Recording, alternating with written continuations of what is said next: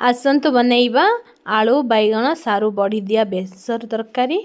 तो ओडिया स्टाइल बेसर तरकारी जोटा कि बहुत टेस्ट लगे, बहुत सिंपल स्टाइल भी बने, बहुत इजी रे बने। तो चलतु बनैबा आलू सारू बड़ी बैगण बेसर तरकारी। तो वीडियो को शेष पर्यंत देखंतु, भल लगे गोटे लाइक शेयर सब्सक्राइब करने। एठी मु सारू आलू टमाटर बैगण जो बड़ीर बेसर बनैया मुझे सब परिवा काटी कुटिकी नहीं। तो मुझे नहीं कौन ना आलू नहीं, आलू को भल कि काटिकी भल कि धोईकी नहीं, लंबा लंबा पीस कर काटी नहीं। आई भाया सैज्र भी मु सारू काटिकी नहीं, सारू को भी भल कि काटिकी धोई दे नहीं। एठी मु 1.5टा टमाटर नहीं, गोटे 2टा बैगण नहीं। एठी मु भल कि बैगण को काटिकी धोईकी रखी। एठी मु किछि पानी कखारु बड़ी नहीं, देसी बड़ी।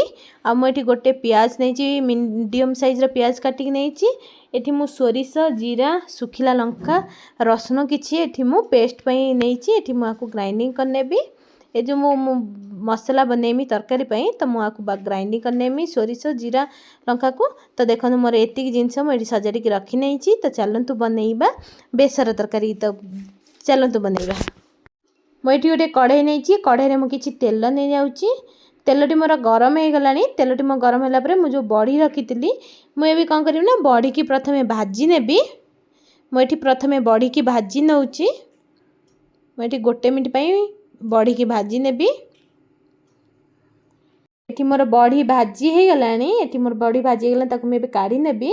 तो काढ़ी नेला परे सेई कढ़ई रे कौन करी ना जो सारू आ आलू को काटिकी रखी थी, तो मुझे सारू को पकई नौ। सारू को पकई नेला परे मुझे आलू भी पकई नेली। तो ताकू मु कौन करी ना 2 ରୁ 3 मिनट पर्यंत हाई फ्लेम रे गैस रखिकी तो सारू आलू को भाजी नेबी, जमीक सारूर जो नाल अंशटा मरब। तो से 2 ରୁ 3 मिनट सारू को भाजी नेबी। एबे मुझे लुण पकई नौ, कि अल्प किसी हलदी गुंड पकई नौ। ये मुझे कौन करी ना आपको भल कि सारू आलू को लुण हलदी गोलैकिनी भाजी नेबी किछि समय। ये मुझे गोलैकिनी भाजी नौ। मोर ये सारू आलू भाजी हो गला। तो से मुझे पानी देदेमी। ये मुझे पानी नहीं नौची, आप ग्रेवी हिसाब से आप पानी देवे। तो मुझे पानी दे दूची। जेहेतु मुझे 1.5 ग्लास पानी नहीं, जेहेतु सारू आलू किसी समय पे बॉयल हम। तो मुझे पानी दे देकी आपको ढांकीदेली आ फुटिया छाड़देली। ये देखो मु ढांकण काढ़ी दूची। ये आम सारू आलू फुटी आसीगला। देखो ये मोर सारू आलू ऑलरेडी सीझी आसीगला, 50% सीझीगला। तो मुझे कौन करी ना जो बैगण काटिकी रखी थी, तो मुझे बैगण पकई नेबी। मुझे बैगण पकई नौ। बैगण पकईला बेले गैस फ्लेम को हाई रखिए, लो जमारू करेंगे कहीं बैगणटा लो फ्लेम। बैगण पकईला बेले केबे भी लो फ्लेम करेंगे। बैगण पकईला बेले गैस फ्लेम को हाई रखिए। मुझे बैगण पकई भल कि गोले नहीं गली। तो चलते ए ढांकी किसी समय छाड़ीदे। ये देख मुझे घोड़े थी, तो ये मुझे ढांकण काढ़ी नौ। मोर तरकारी 70% पाखापाखि सीझीगला। तो मुझे काढ़ी नेबी। काढ़ी नेला मुझे कौन करी ना कढ़ई किसी तेल देदेमी। मुझे किसी तेल नहीं जाऊँगी कढ़ई। तो कढ़ई किसी तेल नहीं कि से मुझे कौन करी ना सुखिला लंका जीरा सोरिष फुटेयापी पकई नेबी। मुझे सुखिला लंका जीरा सोरिष फुटेयापी पकई नौ।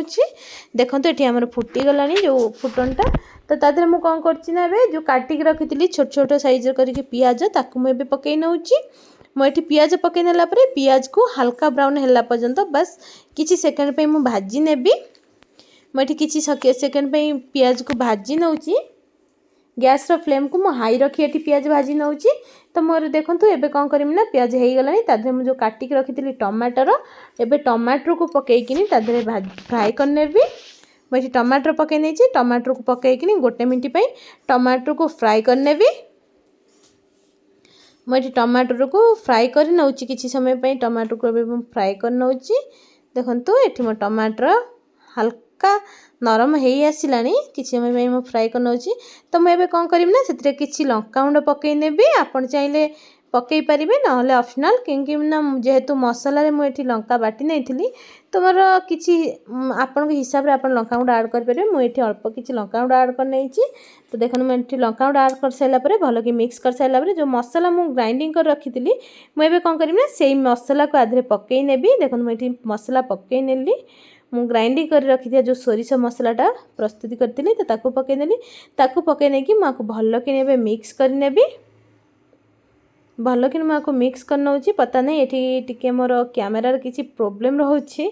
तो जो कि कैमेरा लाइट टिके धपधप हो जाउची तो एटा टिके प्लीज इग्नोर करिवे।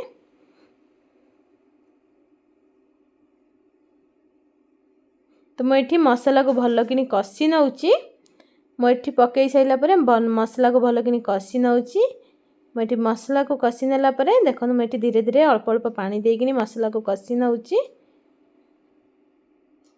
ये मसला को ऑलरेडी कषि गलानी मसला 70% मसला पाखापाखि हो गलानी ताकू मु अल्प समय 1 मिनिट पे मसला को कषिदेमी। सोरिष मसला जेहेतु तो ताकू मु बेसी समय कषियार आवश्यक पड़ोनी कहीं बेसी समय सोरिष मसला कषिले मसलाटा पिता हो जाए तो मुझे बेसी समय कषुनी।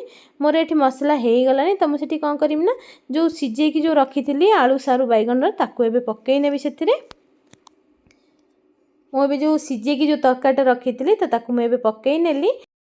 मुझे तरकारी की पकई नहीं भल कि गोले नौची गोले नेला मुझे कौन करमी ना तरकारी की किसी समय पे ढांकी देवी मुझे ढांकी सारे देखूँ मुझे किसी बड़ी पकई नहीं जो भाजिक रखी एवं आमर तरकारी बनिक रेडी हो गला। आउ थे लास्ट ताकू गोले नौची एवं गैस फ्लेम को मुझे ऑफ कर नौची किमी देखो ये बनिक रेडी हो गला। वीडियो केमी लगे गोटे लाइक से सब्सक्राइब करने कमेंट करेंगे।